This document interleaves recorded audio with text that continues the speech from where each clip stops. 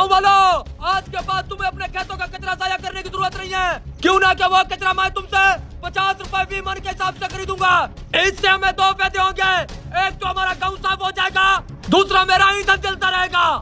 और भाई ये तेरी चौथी दफा है, हर बार तू गाँव वालों को इकट्ठा करके उनका टाइम जाया करता है। हमने तेरे ऊपर इतबार नहीं करना। क्यों गाँव वालों? गाँव वालों, इसकी बातों में ना आओ। ये गद्दार है, गद्दार। इसने हम सबके साथ गद्दारी की थी। मैं आपके साथ वादा करता हूँ, मुझे सिर्फ एक मौका दो, मैं आपको मायूस नहीं करूँगा। अबे मुझे एक चीज की समझ नहीं आ रही। वो क्या? ये गांव वालों से कचरा क्यों खरीद रहा है? वो कलेक्टर साहब अभी तो बताया, स्टीम एनर्जी से बिजली बनाने के लिए आग की जरूरत होती है, तभी तो वो कचरा खरीद रहा है। और ये किस तरह बात कर रहा है तू? तेरे मेरे में कोई फर्क नहीं है। अब है ना? किस चीज का? ओहदे का। तो तमीज से बात किया कर, नौकर नहीं हूं मैं तेरा। वो कलेक्टर साहब गुस्से क्यों हो रहे हैं? आपको रातों रात अमीर करने का शैतानी आइडिया आया है मेरे दिमाग में। वो क्या? अगर गांव वालों से यही कचरा हम दुगनी कीमत में खरीद लें तो?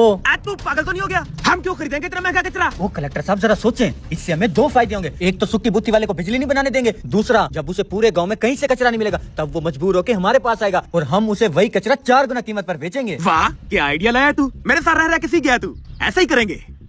कलेक्टर साहब आपने बुलाया? ये 10 लाख रुपया ले जा और तेरे गांव में जितना भी कचरा है 100 रुपया फी मन के हिसाब से खरीद ले। ये क्या कह रहे हैं कलेक्टर साहब? ओए, जैसा तुझे कहे वैसा कर। ठीक है कलेक्टर साहब। जा। सलाम कलेक्टर साहब। ओए, कचरा क्यों नहीं लेके आया? और जनाब हौसला करें, कचरा भी आ रहा है, जरा उधर देखें।